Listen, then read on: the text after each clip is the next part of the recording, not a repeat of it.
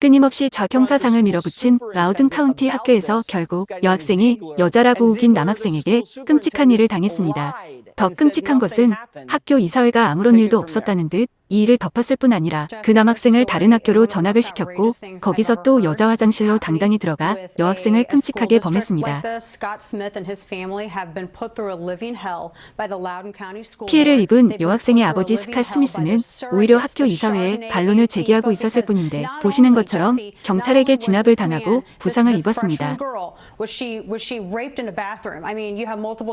이게 바로 성정체성, 성적지향이란 조항의 위력입니다. 젠더 이념 조직의 무기일 뿐입니다. 이건 성소수자의 평등이나 권리와는 아무 상관이 없습니다. Finally, there's a third group of people we talk about when we talk about the transgender phenomenon. And this is the group that seems to want to eradicate girls' and women's sports and protective spaces.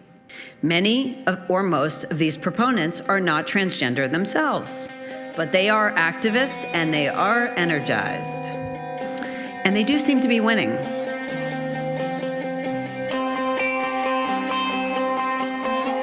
They promote dangerous bills like the Equality Act, now before the US Senate, which would make it impossible ever to distinguish between biological men and women, ever to exclude a biological male from a girl's sports team or scholarship or a woman's protective space like locker rooms and prisons.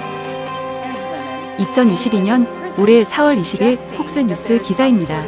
뉴저지주 감옥에서 두 여자 죄수가 임신이 됐습니다. 자기가 여자라고 주장해 여자감방으로 이송을 한 이 남자. 자기를 임시 보호해준 수양 아버지를 죽여서 30년을 선고받은 이 흉악범의 말 한마디에 여자만 있는 그것도 폐쇄 공간 감방 안으로 들어와 두 여성을 여성 수감자들이 그 여장 남자에게 몹쓸 일을 당했다는 말도 전혀 없고 단지 성관계 맺어 임신됐다로만 보도합니다. 심지어 어떤 기사는 누가 묻지도 않았는데 서로 합의하에라는 친절한 설명도 덧붙여놨고요. 혹시나 이 여성 수감자들이 법적 고소를 했나 검색했는데 나오는 기사들은 모두 여장 남자들이 남자 감옥에 갇혀 공포와 수치를 당했다며 고소한 방송만 가득 나올 뿐 여성 수감자들의 공포나 이미 겪은 수치와 고통에 대해선 찾아보기 힘드네요. 제 검색 실력 탓이겠죠. 남성 호르몬 맞고 남자 성기 모양 수술까지 한 트젠 남성이 남자 스포츠에 뛰는 경우도 없고 남자 수감소로 이송해 달라고 하는 전례는 전혀 없네요. 트랜스 여자도 진짜 여자랍니다. 어떻게 여자가 여자를 임신시킵니까?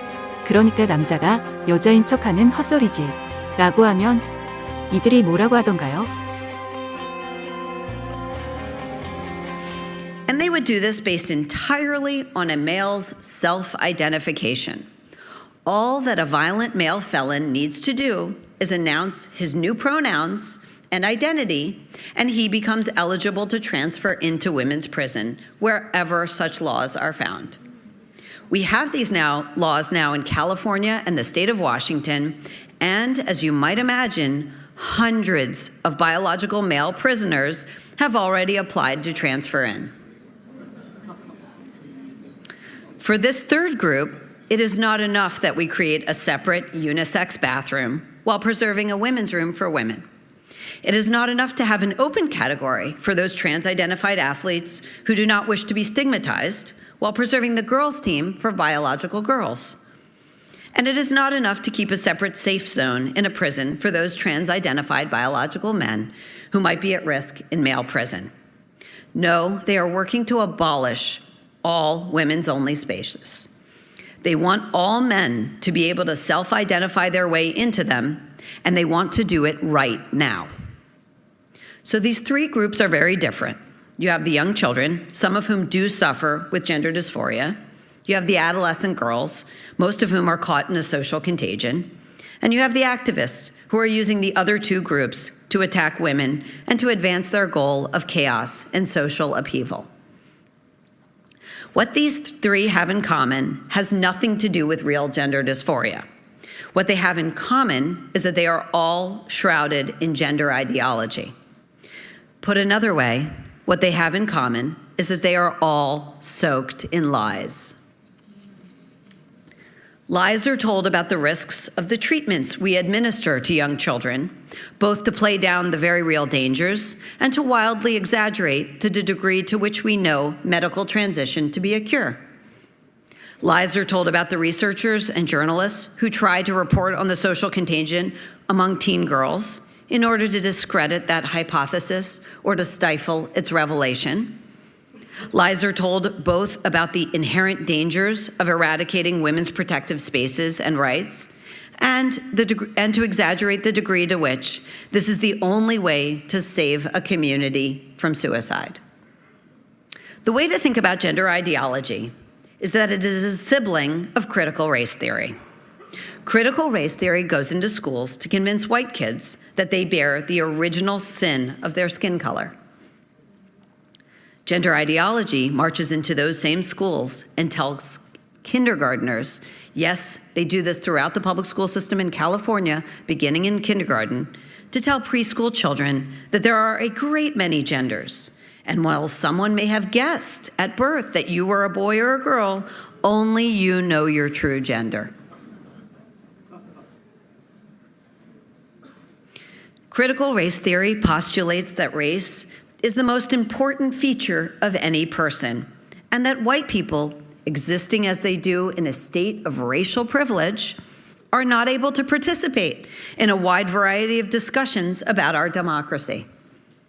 Gender ideology tells women, which it calls cis women, that they are not entitled to their fear or their sense of unfairness as biological men invade their protective spaces and claim their trophies and records and scholarships. In fact, women and girls can't even use the English language to describe their problem, since calling a trans woman biological male is an act of transphobic bigotry. Both of these invidious, mendacious dogmas have corrupted our schools, our universities, almost all of our legacy newspapers and magazines, the medical accrediting organizations, American Academy of Pediatrics, American Medical Association, American Psychiatric Association, Pediatric Endocrine Society, and even our scientific journals. Just to give you a sense of how far things have gone, about 8 months ago, I was contacted by a member of the National Association of Science.